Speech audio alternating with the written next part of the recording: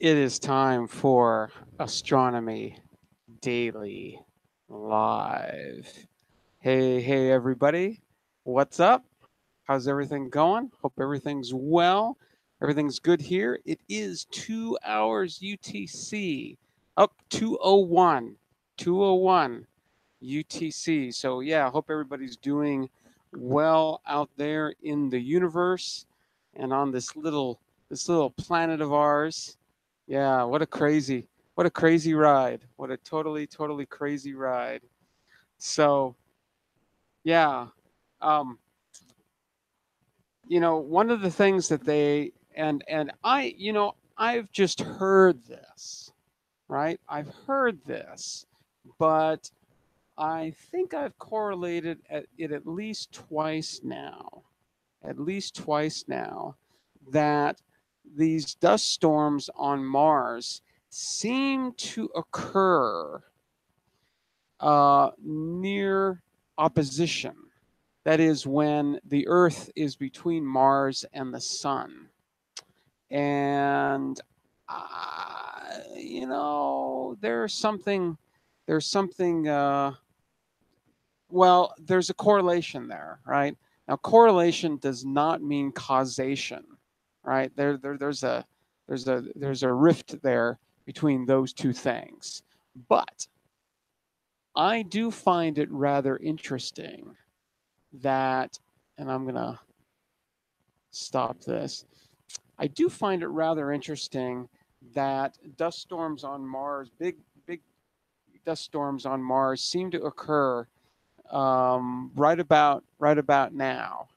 Um, is there a is there a is there a causation?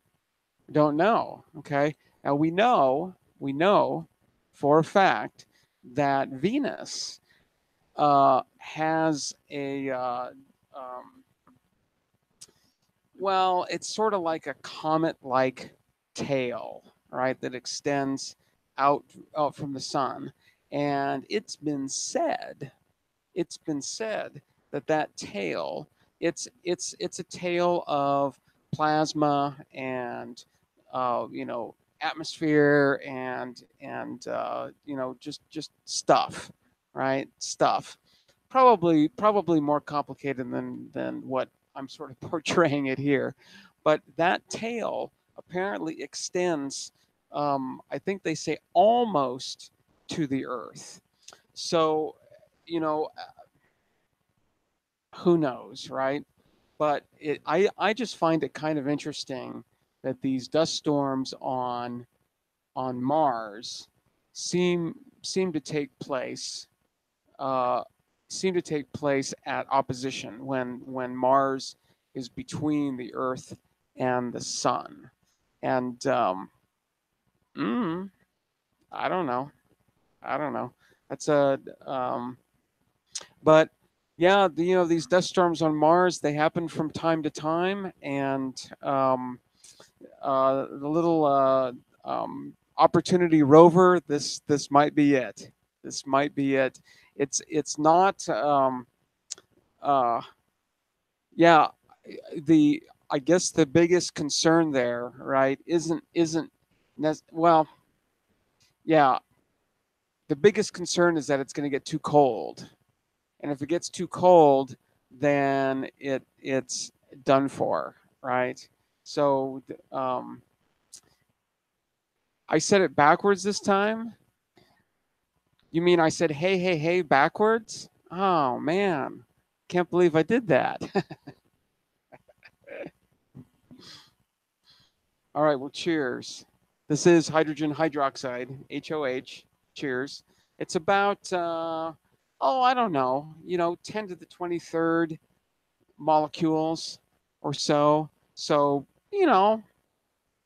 just an average amount, only 10 to the 23rd.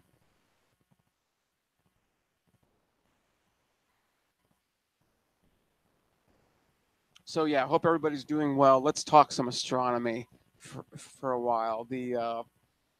So yeah, big dust storm. Um, if you haven't been able to catch the little movie that they made of the expanding dust cloud. Take a look at that. I'd really be interested in understanding the origin of this cloud. It seemed to come from one particular place and expand, right? And that's a little curious to me. That's a little curious. So, yeah. Well, Uncle Bill, yeah, it is. It is. Somebody would have to do the math, right? Somebody would have to figure this out. But my guess is that at some point, maybe not incredibly rare or incredibly often, but once in a while, Earth does go exactly between Mars and the Sun, and you would have some kind of eclipse, some kind of occultation, some kind of eclipse. I'm not exactly sure what that would look like, but for sure that happens, for sure. Um, I don't know why that's never talked about. Maybe it doesn't happen, but I think it has to.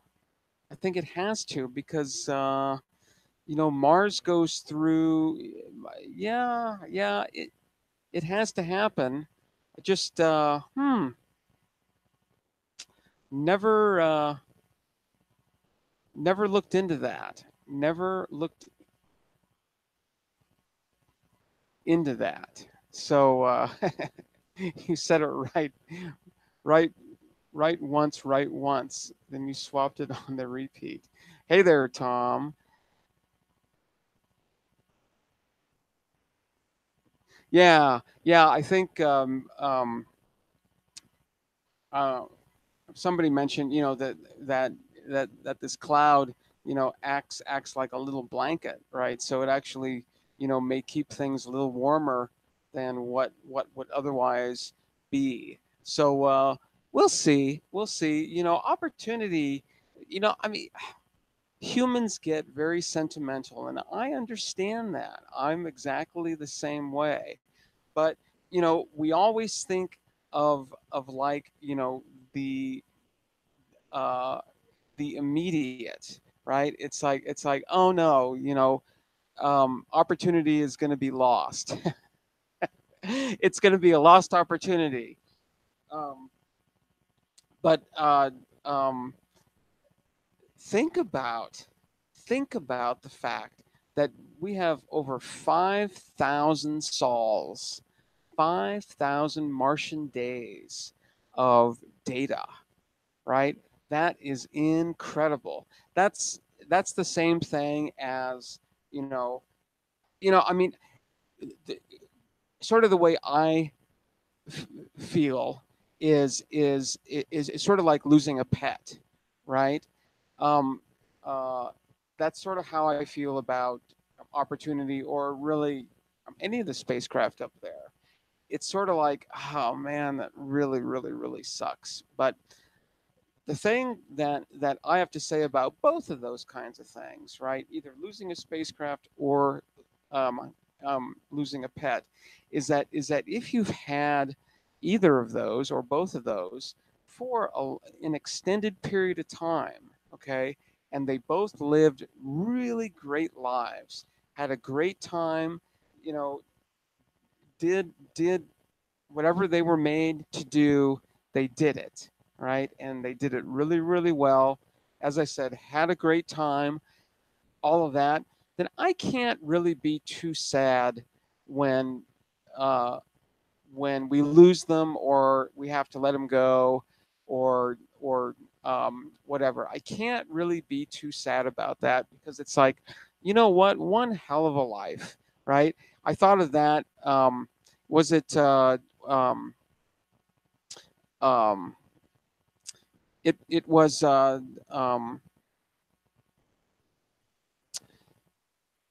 it when John Glenn when John Glenn died, right?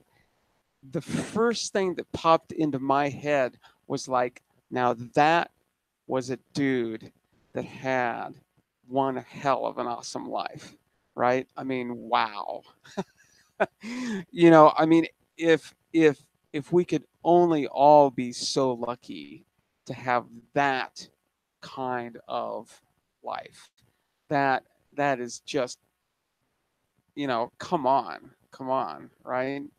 Um, uh, yeah. So I don't really feel too sad when we lose a spacecraft. Um, especially one that has had a long and fruitful and fun and awesome life. You know, Cassini, right? That's a perfect example of that. Um, uh, you know, it's like I can't possibly be sad. One of the engineers there at the press conference, right afterwards, you know, she's like, "Yeah, I'm sad, but look at what we got," right? And that's my attitude too. Is that it's like, look at what we've got. But yeah, Tom, you're exactly right. The ones that I get most upset about are the young ones, the ones that never had a chance, right? That's when that's what gets me, right? Um, Beagle 2, right? It's like, man, oh no, no, no. You know, it's yeah, those are the ones that I don't like are are the ones that, you know, just haven't been around, right? Long enough to have, you know, done anything, had a good time, whatever else, right? So so yeah, but yeah, there's a raging, expanding dust storm. I just saw a tweet um, Curiosity rover that was showing some pictures. You know, the dust storm has gotten over there too, which is on the other side of the planet. So yeah, this is going to be an all engulfing uh, dust storm, and yeah, yeah, you know, it happens from time to time. I want to understand this correlation a little bit better because yeah, it's a little interesting. So um, all right, well, cool. Let's see. There were some things in the Discord on the Discord server. Um, that oh, um, so this week's guest on the Weekly Space Hangout was really awesome. Uh, yeah, I really liked Stella's energy and passion and knowledge. Right? I mean, this is one smart lady, right? I mean, not only smart but knows a lot, and yeah, pretty awesome. You know, I've known about the AAVSO for, you know, a very long time. Never participated in any of those things. And well, I suppose if I can convince myself that I can do relatively well with this thing, I'll probably I'll probably start making some contributions to that. Um, so yeah, yeah, you know, but I am not a just a data collector. I can't do that. Um, I Once I have data in hand, I need to, you know, squeeze things out of it, right? Need to squeeze things out of it, and and uh, and so yeah, I think, you know, while I could definitely see myself, you know, contributing to um, uh, AAVSO, I would want to be doing my own work too. And um, Uncle Bill, I totally agree. I think that she should be a regular on the weekly space hangout. She was engaged. She she she was respectful. She was articulate. Um, and as I said, she seems to know her stuff, right? Seems to know her stuff, and yeah, she she does seem very much to be sort of a natural for that. So yeah, she's definitely got my vote. Maybe I should uh, I and or you can go over to the Slack channel and make some kind of comment about that. Um, because yeah, I think uh, I mean I for the most part I think who the weekly space hangout is in terms of the regulars. I think they're great, right? But uh, Stella was really great. She was really great. So yeah, um, I'm I'm glad that she has a leadership role in AAVSO, and I would like AAVSO to maybe change its name or something, because I mean we're now living in a connected world, right? Where it maybe shouldn't necessarily be the American um, uh, um, AAVSO, the American um, the American Association of Variable Star Observers. I mean, that's very provincial, right? Um, I don't know if there are international variable star um, organizations, but I mean, surely wouldn't they take contributions from everyone as opposed to just Americans? Like, you know, and of course, when we say America, we mean the United States, right? Because there are two Americas, right? There's a North America and a South America, and there are lots of countries in those two Americas. So call myself an American, that's not quite not quite accurate. I mean, it's true. It's true. I am on the you know uh, the um, uh, content continent uh, of North America, right? So I am an American that way. But then so are Mexicans and Canadians. They're Americans too.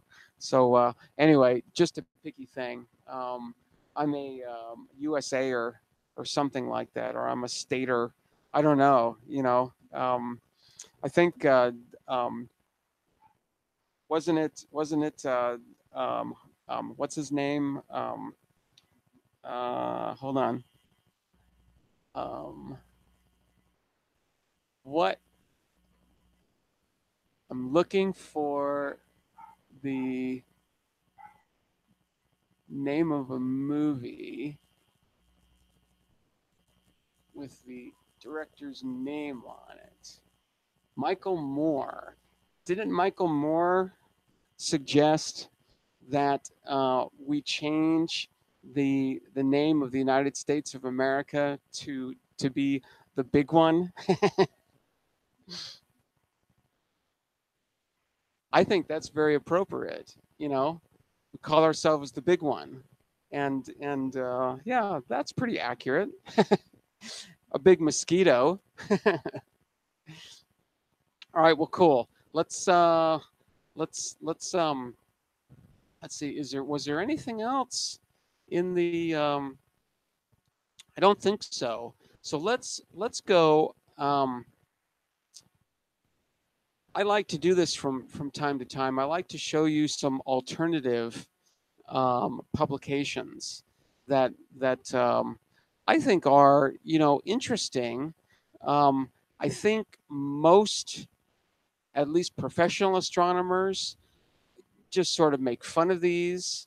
knock them down, um, all of that, right? Well, I'm not into that. I'm not into that at all, right? I'm into uh, what sounds interesting, what makes sense. What is this data telling me? What is this information telling me? So I've pointed this site out, many, many, many times. It's called archive.org, and for sure, I don't know why this is going so slow. For sure, in terms of sort of, oh, for lack of a better term, mainstream science. Now, that's a that that's a overgeneralization, but for mainstream science, right? Um, this is really the place, as far as I'm concerned, to go. Now, if anybody knows of a more complete site, um, or a site that has, uh, yeah, just overall more than this, I would like to see it. But I'm pretty sure, archive.org uh, is it. Hey there, Andy. Nice to see you in the chat. Um, yeah, I hope, as I said, let's get onto the Slack channel and make a little bit of noise about that. Um, because she was really great.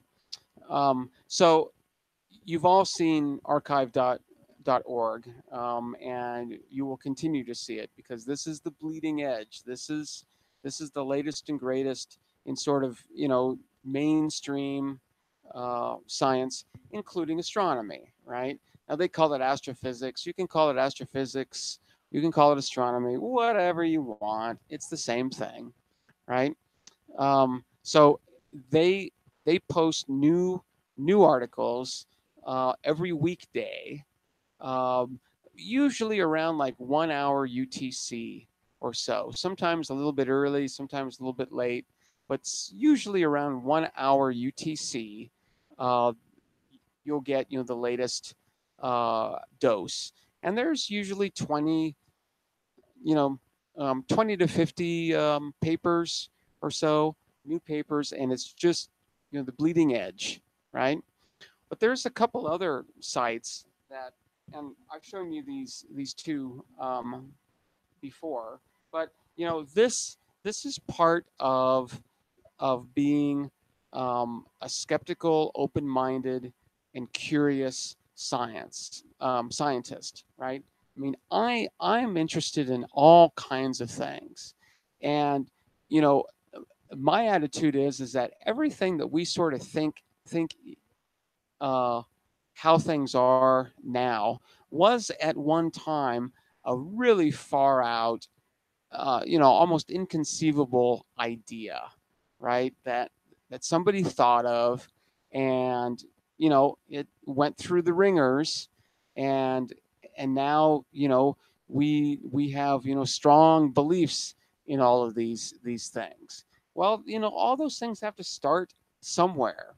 So one of the sites that I like to visit from time to time, and I definitely don't do this every day, I don't really even do this every week. Maybe I do it about every month or so. So as you can see, this is archive.org, arxiv.org, right? So this X is supposed to be a capital, or I don't know if it's a capital, but it's a Greek letter chi, and so it's archive.org, right? Well, there's sort of an alternative site to this that is called Vikre, okay, which is just archive spelled backwards, right? And so here's Vikre, right? And Vikre is I don't know what the criteria is um, for uh, for getting published on Vikre.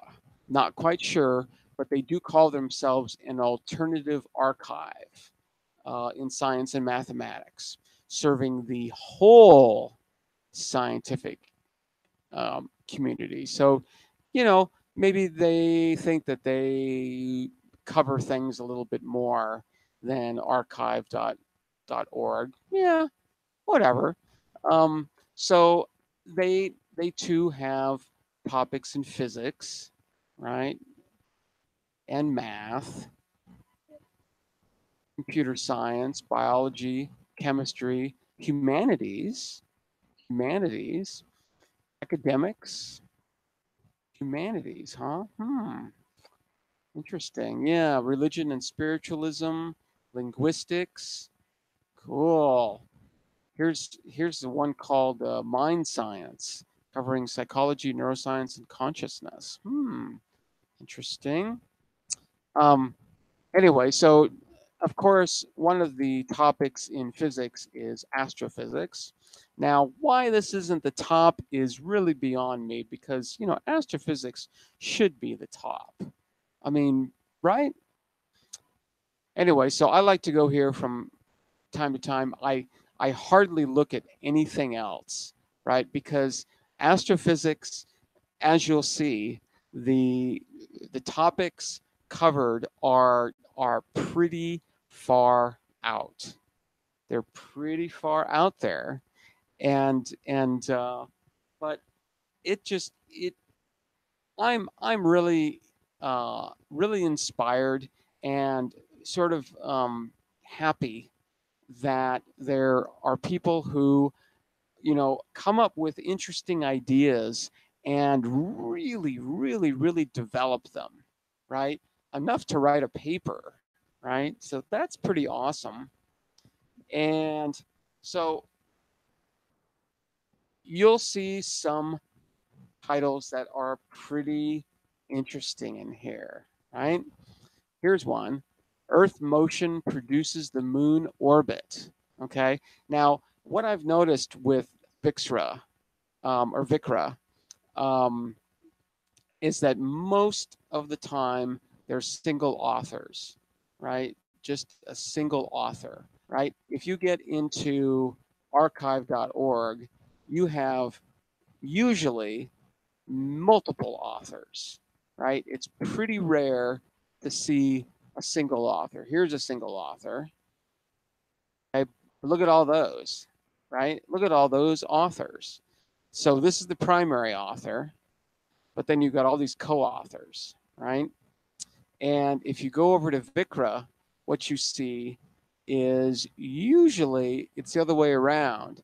The norm is one author. Very rarely do you see two authors.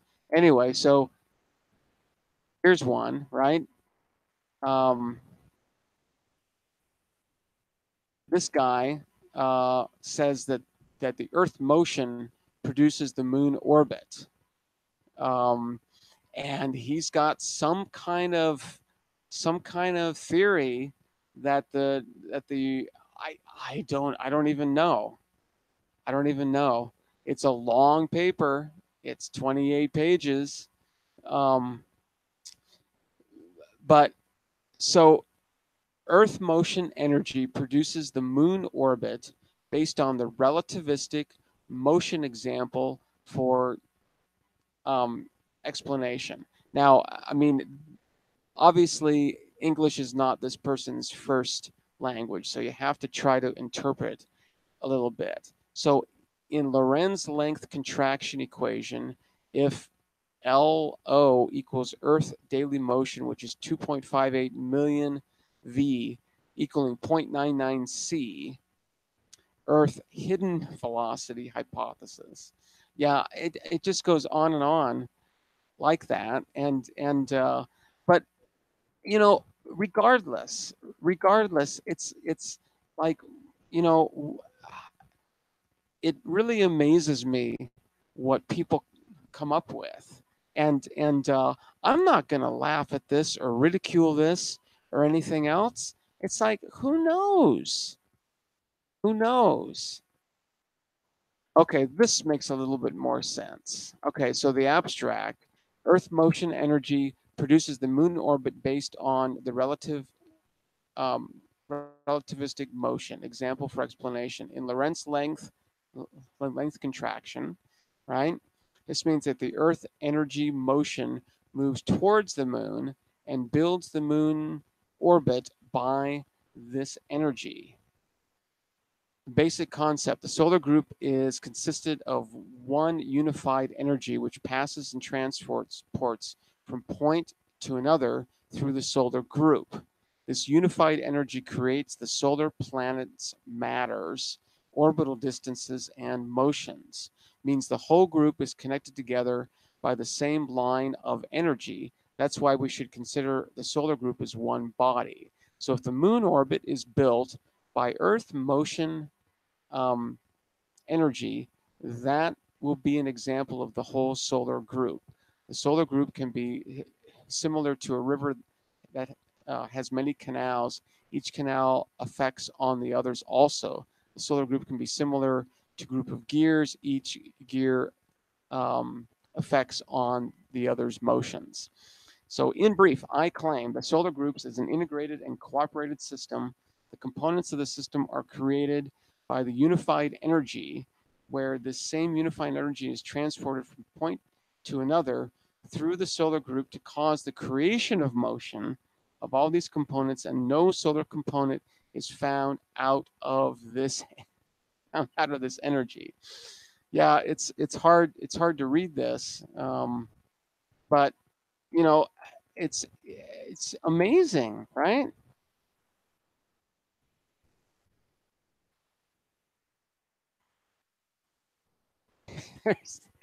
it's I don't quite understand why it says in the Almighty God name through the Mother of God meditation. I do this research. Wow, pretty far out though, dude. Look at that. That's in front of on every page. Pretty cool. It's amazing. It's amazing what humans do, you know?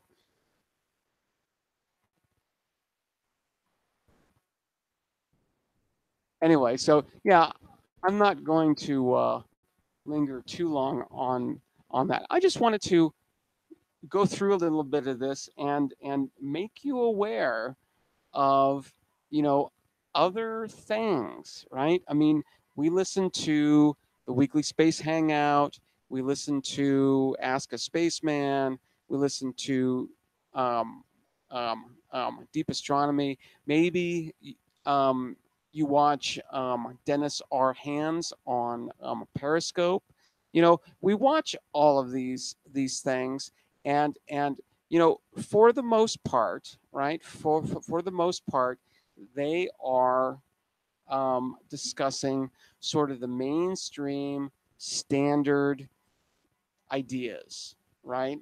Um, because they're trying to communicate science, right? That's sort of their thing. Well, Astronomy Daily Live isn't about communicating science, right? Astronomy Daily Live is about um, having as much fun as we possibly can thinking about astronomical things, and and and so you know I like to see these kinds of things. They might be completely wrong, right? They might be completely wild and crazy and everything else. But I for one am not going to ridicule um, in any way. It's not up to me to make these kinds of decisions, right? I mean, if something is correct, it will eventually bubble up. It certainly will. Anyway, so yeah, these are some interesting topics, right? Um, so primordial electric dark matter, black holes outside galaxies responsible for the creation and contraction of a cyclic multi-universe. Wow, that's awesome. Galaxy clusters upend Einstein. Okay. It will be possible to use new astronomical mappings of hundreds of thousands of cosmic voids and galaxy clusters to test Einstein's theory of relativity by looking for small deviations in gravity at vast distances. Cool. Some parameters of 4D matter. Documentation of the solar activity variations and its influence on climate. You don't think that that big bright star up in the sky is running the show here? If you don't think so, you need to examine the influence of the sun on the Earth. It is quite complete. Let's see. Is there any other interesting things here? Um, Charged dark matter. Yeah, that was recently in the news. So this guy has sort of grabbed that and run with it, which is cool. Tidal star disruption events by fermion repelling black holes in quantum FFF theory. Wow, I don't even know what quantum FFF theory is. Never heard of it. Time definition. That's the same guy who wrote that Earth motion one up above. This one I thought was very interesting. Very interesting, right? Radio astronomy below 1 hertz. So let's just, you know, for those of you who don't know why that's interesting, let's usually when we talk about astronomical observations, right? And maybe I'll go back to me here just for a second. Um, so when we talk about astronomical observations, you know, in the visible wavelengths or the infrared wavelengths or radio wavelengths, right? We talk about, you know, like 5,500 angstroms, right? Well, that's a wavelength, right? So if you sort of imagine, right, light being a wave, yeah, like a sound wave, that is typically, you know, like a sine wave, right? It goes up and then down in intensity and then up in intensity and down in intensity, like that, right? And so the the the physical distance between like two peaks, that would be called the wavelength, right? And it's measured in um, some fraction of a meter, right? Or some factor of a meter, I guess you can say. So one angstrom is 10 to the negative 10th meters. It's point. I think I've got this right. Right. It's point 1 nanometers in size. So, you know, very, very small, right? That's a nanometer, of course, is 1 billionth of a meter. So if you can sort of imagine a meter, right, and then chopping that up into a billion bits, that is 1 nanometer. And an angstrom is 1/10 of that, right? So that's a wavelength. Well, there's a relationship between wavelength and frequency, right? And frequency, of course, is a temporal measurement. So instead of measuring the wavelength, right, the distance between these two peaks, what you measure instead is how often is that peak sort of, you know, hitting my eye, right? And that's a frequency which is usually measured in hertz. And there's a simple relationship. I'm going to before I show you this, let me pull it up here. there's a simple relationship between frequency and wavelength. Let me share my screen again. I cannot wait till I have a little better system so I can have my little face down in one corner and have the rest of everything up in another corner. But let's just wavelength to frequency.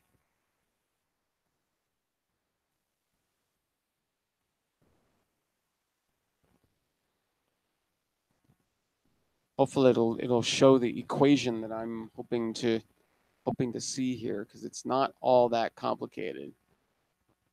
Yeah, it's probably the worst example I've ever seen. Let's see if we can find just a slightly better graphic. Jeez.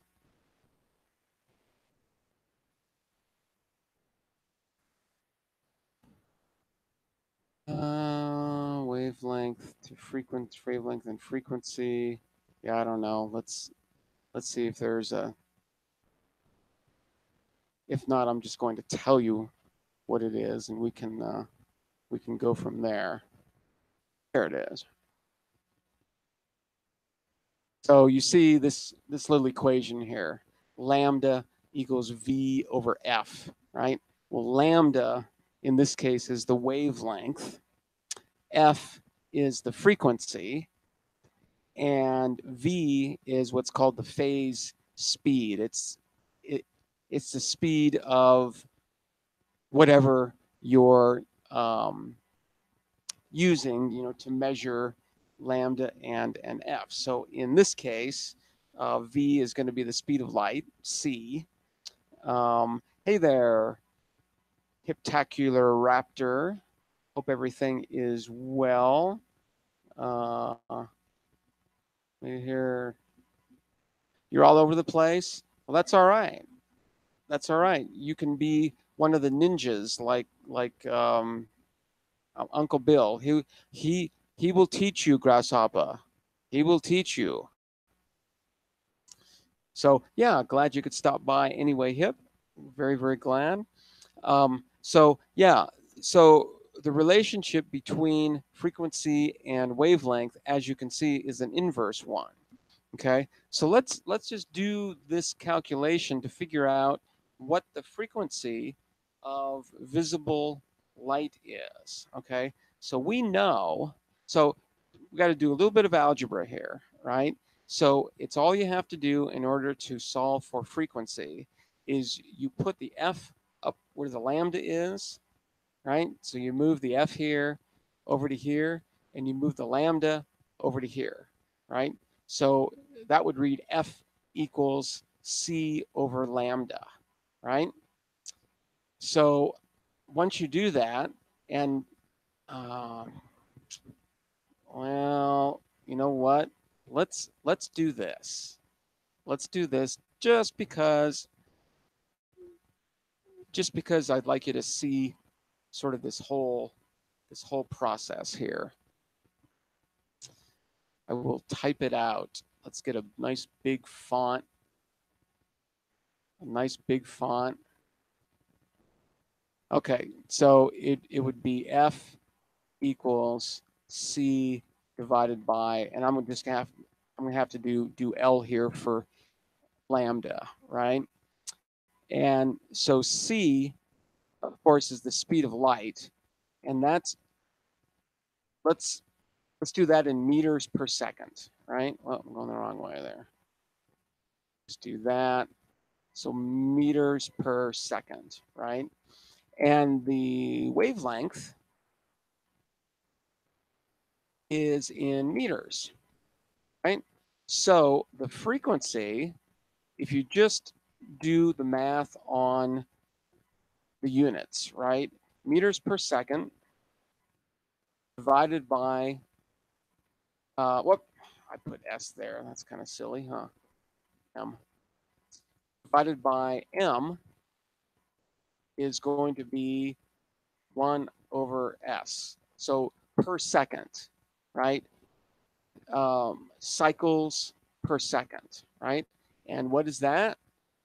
Cycles per second is hertz, right?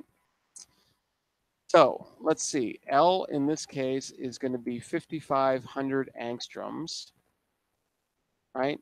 Which is times 10 to the minus 10th meters. And C is about, oh, let's see, it's about 300,000. Is that meters per second or kilometers per second? Because, of course, we have to get the units right. I feel like Matt Richardson. Shout out to Matt. He he does a he's over on CosmoQuest X over on Twitch, and he does Astro Office Hours. Is that what that's called? So if you want to be educated on astronomical things, check out Matt Richardson's show. So, right, so it's 300,000 kilometers per second. We need to convert that to meters per second. So that's 300 million meters per second, right? So 300 times 10 to the sixth, do it like that, meters per second, right? Right, so let's plug and chug here. So the frequency is going to be 300,000 times 10 to the sixth meters per second. It's always really, really important to make sure that you've got your units right. It's really, really, really important. I'm going to divide that by the length, the wavelength, which is 5,500 times 10. I'll do this to the minus 10th meters, right? And so plugging that into the handy dandy calculator, which is always within my arm's reach. So 300 times 10 to the sixth divided by 5,500 times 10 to the minus 10th, 10 is, so F equals 5.4545 times 10 to the 14th hertz. So that's very, very, very high frequency. Okay. Yeah. I'm just using an approximation here and going to 300 million instead of 299,792,458. By the way, Uncle Bill and everybody else, did you know that the velocity of light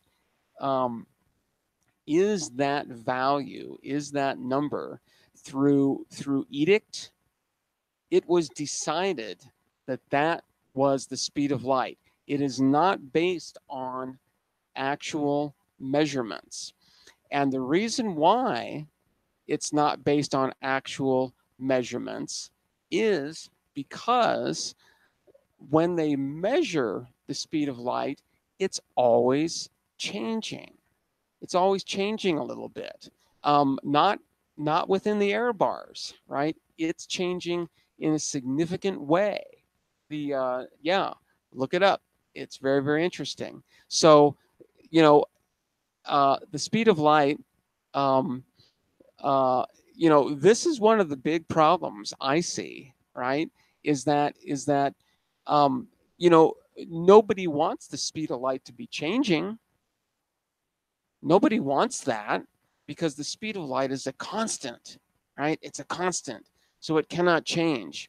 So back in 1978 or 72 or something, it was decided by committee right? That the speed of light was going to be 299,792,458 meters per second, and no questions asked.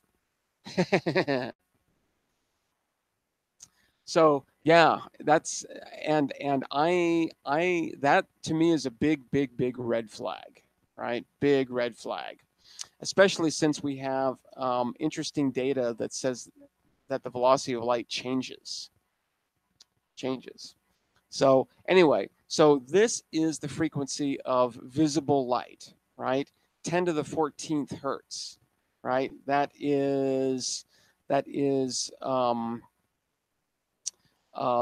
a million. No. That's 100,000 billion, right? 100,000 billion. So that's 1,000 trillion. Is that right? Thousand. No, it's 12. So 100 trillion. Yeah, 100 trillion hertz. In fact, 500 trillion hertz. So that's really fast, right? That's really fast. What they're talking about here in this paper, which is why I got onto this. They're talking about looking at light that has a frequency of less than 1 hertz. Yeah. So, we can use the same equation to figure out what the wavelength is of 1 hertz, right? That would just be L equals C over F, right? So let's see, that's L equals, let's just do 300 times 10 to the 6th divided by 1. That's meters per second. And this is 1. It's going to kind of be hard to write, but it's per second, right? We'll just do it like that. So the seconds are going to cancel out, and you get a wavelength of 300 million meters. 300 million meters, which is yeah, that's how long, how far light travels in a second, which is about the distance to the moon. So the wavelength of light,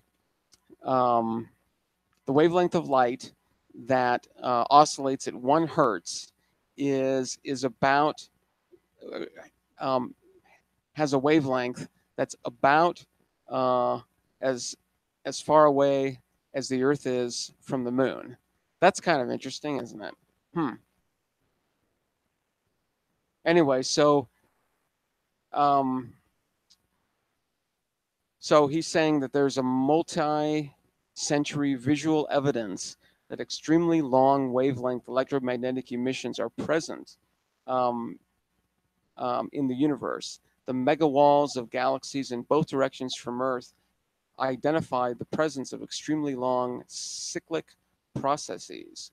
Many long period events have been detected with instruments and visual observations, but never associated with electromagnetic waves.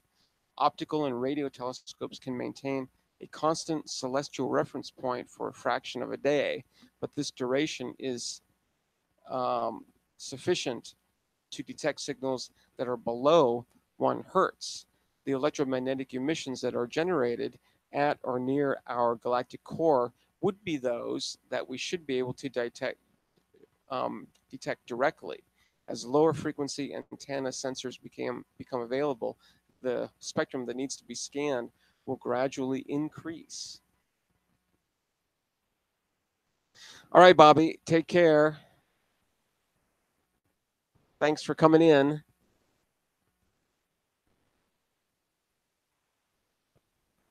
So how do you get any resolution when your largest possible antenna is a tiny fraction of a wavelength? That is a very, very, very good question. Yeah. But he's talking about antennas and um, sensors today being able to pick that up. Um, Now, I mean, it's a fact, right? I mean, I don't know much about radio, right? Maybe you radio folks can tell me a little bit more about this. But, I don't, I mean, you don't need to have an antenna that is the size of the wavelength of light that you're observing, right? It can be a fraction of that. It has to, I mean, I guess typically it needs to be some kind of multiple or some kind of fraction of, right? Um, some kind of whole fraction, like half or a quarter or a tenth or something like that. I'm not exactly sure, but yeah, um, Uncle Bill, that's a very, very interesting question.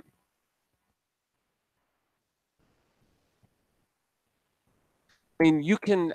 Uh, I mean, I I guess my short answer to that is that you wouldn't.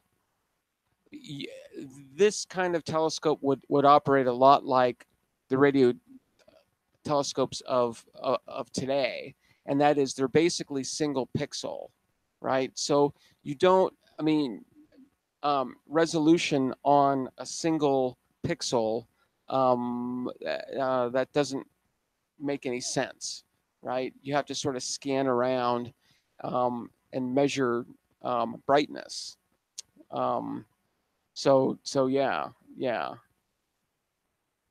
I don't know. I don't know that much about these kinds of things at all. That's why these kinds of papers interest me because it's like they're talking about things that I don't have a clue, right? Electromagnetic wave unknowns. Everyone seems to have the impression that we fully understand the structure and purpose of EM waves. Um, well, yeah, there, yeah. I This is almost a can of worms. Maxwell's equations. Those four Maxwell equations that you may or may not have heard of. Those aren't actually Maxwell's equations. Those are Heaviside's equations, simplified Maxwell's equations. Maxwell's equations are a series of, I believe, 20 equations that are written in a different kind of mathematics. And I'm forgetting what it's called now. Um, Quaternarian, I think it's called Quaternarian mathematics. And what Heaviside did, right, after Maxwell, um, was he was like, well, and I mean, I'm sort of simplifying things a little bit here, but um, Heaviside said, well, these are a little complicated, so I'm going to simplify them. Let's sort of take out all the things that, sort of are a little uncomfortable and don't make any real sense because we don't understand them. So let's just throw out everything that we don't understand and simplify these down to these four equations, right? And it's those four equations that every astronomer and physicist learns and uses. I remember very, very well using Maxwell's equations a lot, right? But they are the simplified Maxwell's equations. You can go back to Maxwell's actual paper. We should do that at some point and actually look at his paper. One of the things that I do want to do is actually go back to some of these um, historical papers and take a look at them, right? Like Einstein's paper, where he came up with um, um, um, E equals mc squared, right? Well, you know, um, E equals mc squared pops out of Maxwell's equations. That's where Einstein started. So, yeah, we should look at some old papers. I think that'd be interesting. Let's see, multi-frequency electromagnetic wave, long-term data storage and retrieval. Um,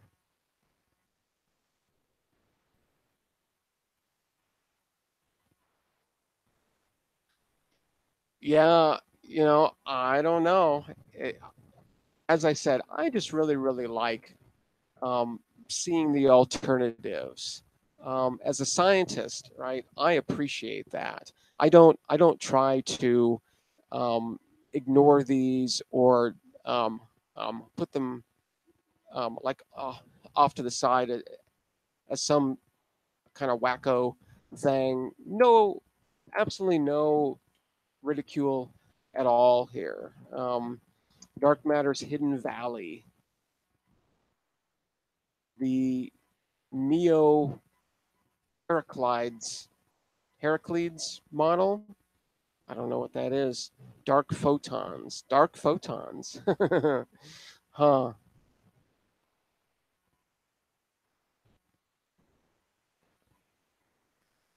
So a constant Lagrangian fit to the galaxy rotation curves of the complete spark database of 175 galaxies. So this guy's come up with some kind of fit to match the rotation curves, which got, which of course has everybody excited because they don't match Newtonian predictions, so there must be dark matter. Yeah, space gardening, space gardening, cool. So if this wasn't enough for you, let's go on to even a little further out into the ether. And that is this journal called Progress in Physics. Progress in Physics is incredible. It's very, very incredible. As you can see, the archive here on the right, all of these are freely available, right? These come out quarterly, but they've been publishing papers as they get them. So that's pretty cool. So let's just sort of look and see uh, what these what these are, right? Now this first one, which is in the latest issue, right? That's some kind of particle physics stuff that wow, that's way over my head. Totally. Anyway, let's look in issue 3 here. So, cosmological cold dark matter and dark energy match icosahedron symmetry. Hmm. Okay. Uh, predicting total angular momentum in TRAPPIST 1 using quantum celestial mechanics. I think we looked at that one before. Yeah, yeah, yeah. We've looked at this. Fully classical quantum gravity. Kirchhoff's law. This Robotile, he's pretty interesting. He's pretty interesting. He's got a he's got a YouTube channel. Ooh, wow! I wonder if I can find it because I know that we're going over time here a little bit. Let's see if I can rapidly find it. And if I can, then I'll tell you what it is. Or if somebody in the chat is following Robitaille, that'd be interesting, but I'm not seeing him. Not seeing him here at the moment.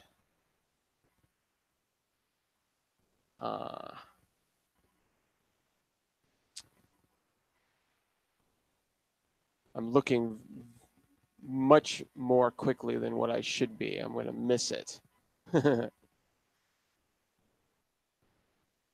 Definitely going to miss it. I'm not seeing it here.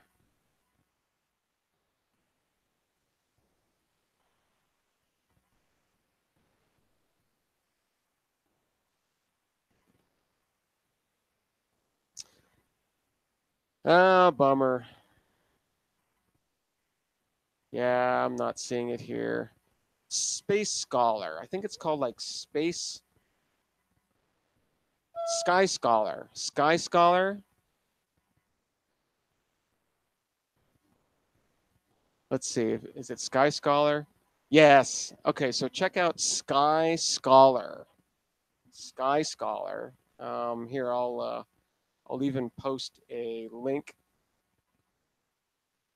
in the chat. So check out Sky Scholar. Keep your mind open, please. Please. These guys are not messing around, right? They think that they're on to something, and yeah, I think they are too. Who knows, though, right? Who knows? All right. Well, I think that that is this is a good time to exit and yeah, get off this planet for a little while. So hope everybody enjoyed. Can't think of anything else. Everything else is going along just fine.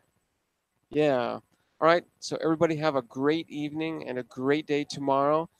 Smash the thumbs up if you so desire. Make some comments. I will answer back. Yeah. Glad you could come in, join the ever growing circle of friends. I think I have 99 subscribers, right? Now, once I have 100 subscribers or more, and I maintain that for over a week, I am getting a brand new camera. Yeah, getting a brand new camera, going to upgrade a little bit. I mean, if nothing else, please, please, I would like to have a little bit of control, right? I'd like to be able to zoom out, zoom in, focus, all those things that any normal camera would have that I do not. So, so yeah, we'll see how that goes. I should definitely be able to throw down a little bit for a relatively decent camera. The the resolution probably isn't going to be much better than this because of my bandwidth, right? I mean, it's hopefully YouTube will be able to sense my bandwidth and not completely wash me out. All right, one to go. One to go. Now, the number of subscribers doesn't really matter, right? What matters is views. What matters is views and actually number of minutes viewed. Those are the numbers that I like to see. Is the number of minutes viewed, and secondarily, the number of views. The number of subscribers doesn't really mean much, but it's one of those magic numbers that we humans have assigned, and so you know, a lot of YouTubers are, you know, when they hit these kinds of milestones, right, they have some kind of event, right, where they give something away or whatever else. And it's like, okay, I'm going to upgrade. So, all right. Cheers. Thanks for coming in, everybody. I will see you again on the spin. This planet, as far as I know, is spinning one time. It goes all the way around once a day, right? So if you're on the equator, all right, just standing, doing nothing, right? You don't have to move, right? If you're standing on the equator, you will have moved like 40,000 kilometers in that one day. And then, depending on your latitude, you move a little bit less, right? Till you're at the poles, right? When you're at the poles, right? That's when, at least relative to the Earth, you're not moving at all. Yeah. But yeah, anywhere else, we're roughly moving 40,000 kilometers or so per day. Just standing here, right? So don't get dizzy. Don't get dizzy. It's a pretty smooth ride. But just in case, hold on to your hats, right? Hold on to your hats because you never know. You never know. It could get bumpy. I don't know. All right. Take care, everybody. I will see you on the spin. Bye.